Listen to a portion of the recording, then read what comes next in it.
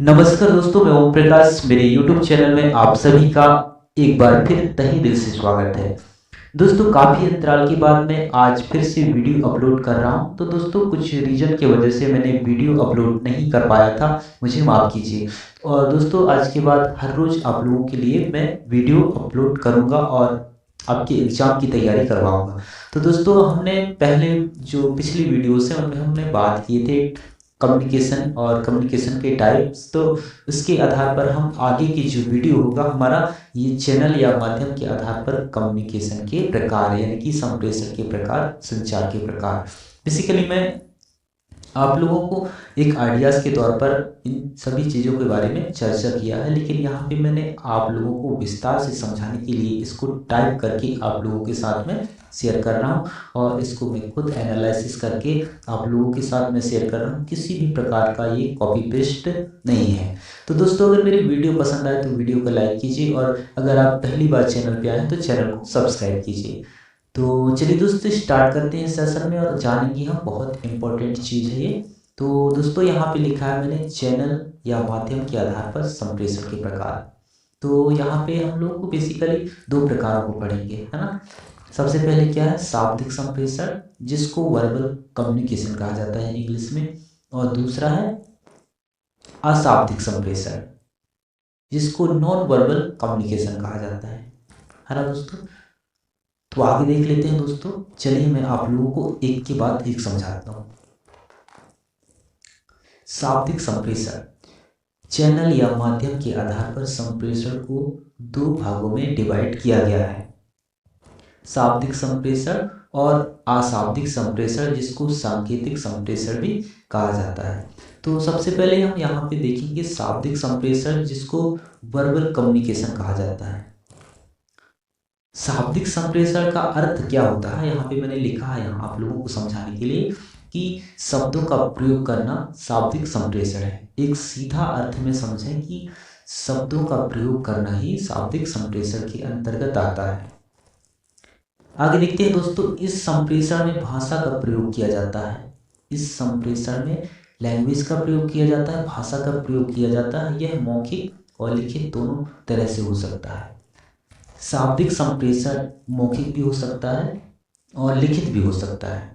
तो यहाँ पे शाब्दिक संप्रेषण को दो प्रकार से यहाँ पे डिवाइड किया गया है, यानी कि शाब्दिक संप्रेषण के दो प्रकार हैं। मौखिक संप्रेषण, पहला है मौखिक संप्रेषण और दूसरा है लिखित संप्रेषण, जिसको इंग्लिश में ऑरल कम्युनिकेशन और रिटन कम्युनिकेशन कहा जाता है। अब हम विस्तार से इनके बारे में जानते हैं कि मौखिक संप्रेषण आखिरकार क्या है और लिखित संप्रेषण क्या है। जैसे कि नाम से स्पष्ट होता है दोस्तों, यहाँ पे देखिए मौखिक संप्रेषण, ऑरल कम्युनिकेशन, है ना। तो इसमें मौखिक रूप से वाणी द्वारा विचारों एवं सूचनाओं का आदान प्रदान किया जाता है, यानी कि बोलचाल के माध्यम से मौखिक रूप से सूचनाओं का आदान प्रदान किया जाता है मौखिक संप्रेषण में। इस संप्रेषण में प्रेषक और प्राप्तकर्ता दोनों आमने सामने रहते हैं, वो प्रत्यक्ष रूप से हो या अप्रत्यक्ष रूप से। लेकिन इसमें प्रत्यक्ष रूप से अप्रत्यक्ष रूप से इसमें मौखिक संप्रेषण होता है। जैसे कि यहाँ पे मैं उदाहरण के लिए लिखा है प्रत्यक्ष वार्तालाप या अप्रत्यक्ष वार्तालाप हो सकता है। जैसे कि आमने सामने कोई भी वार्तालाप कर रहा है, या फिर मोबाइल टेलीफोन के माध्यम से भी वार्तालाप हो सकता है ना। और भाषण या परिचर्चा, सामूहिक चर्चा, वीडियो, रेडियो, टीवी आदि, ये सभी शाब्दिक संप्रेषण के उदाहरण हैं। दोस्तों, आगे देखते हैं हम अब शाब्दिक संप्रेषण के अंतर्गत लिखित संप्रेषण का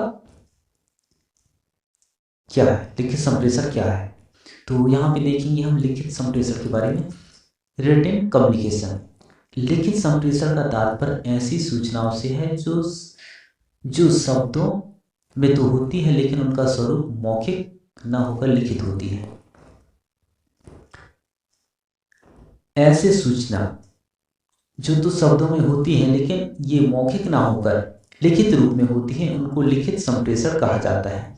जैसे कि यहाँ पे उदाहरण लिखा है, मैं ईमेल हो गया, है ना, ईमेल हो गया या पत्र हो गया, ये रिपोर्ट, ज्ञापन आदि, ये लिखित संप्रेषण के उदाहरण हैं।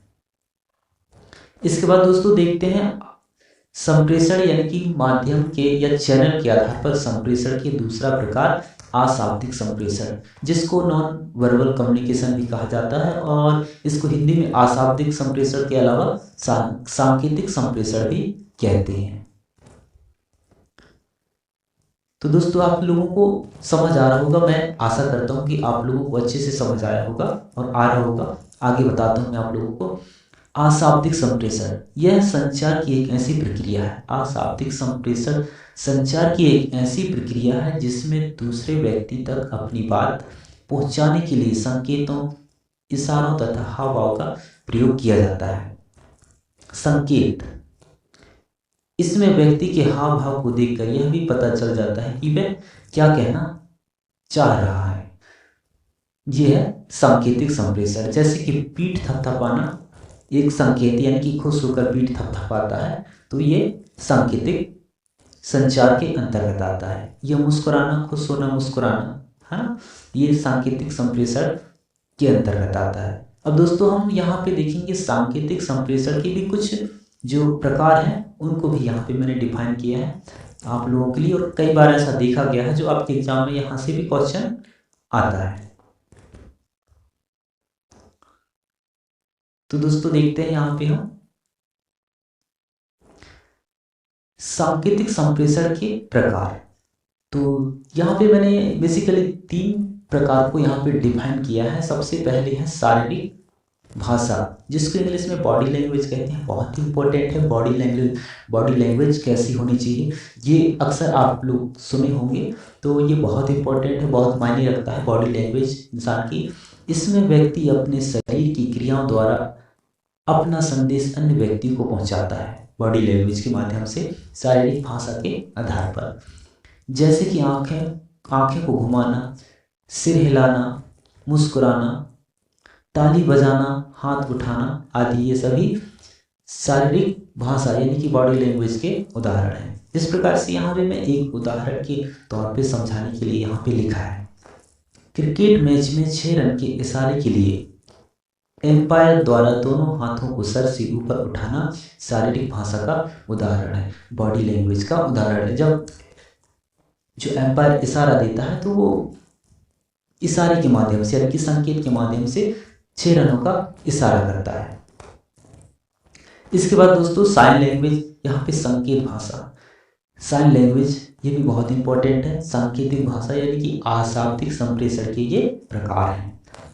जब संचार प्रक्रिया में संदेश देने के लिए संप्रेषक व प्राप्तकर्ता कुछ चिन्हों, संकेतों और प्रतीकों का प्रयोग करते हैं, उससे संकेत भाषा या साइन लैंग्वेज कहा जाता है। यहाँ पे लिखा है मैंने, जैसे कि यहाँ पे उदाहरण है खतरे का निशान क्रॉस।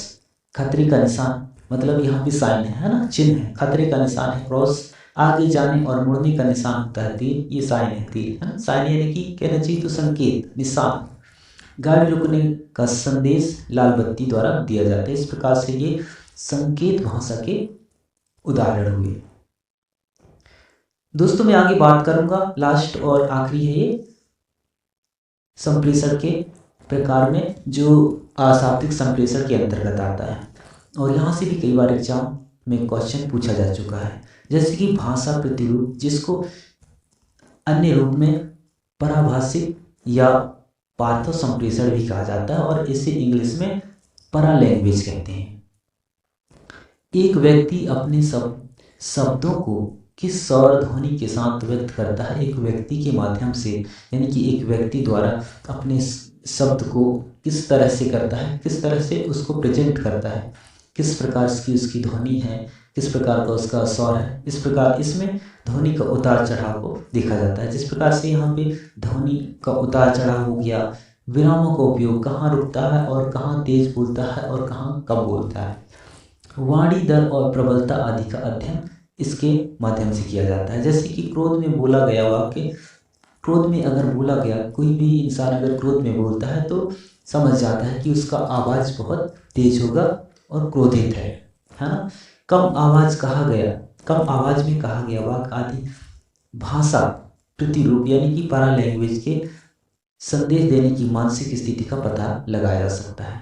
इस प्रकार से दोस्तों इस वीडियो में मैंने माध्यम के आधार पर संचार के प्रकार को कवर किया है। अगर वीडियो पसंद आए तो वीडियो को लाइक कीजिए। फिर भी अगर आपको समझ ना आया हो तो मुझे कमेंट कर सकते हैं, मैं और अच्छे से समझाने की कोशिश करूँगा। और मेरा ब्लॉग का लिंक मैं अपने डिस्क्रिप्शन में दे दिया हूँ, तो वहाँ से भी आपको जो चीज़ अच्छा लगे तो उसको पढ़ सकते हैं जाके ब्लॉग में।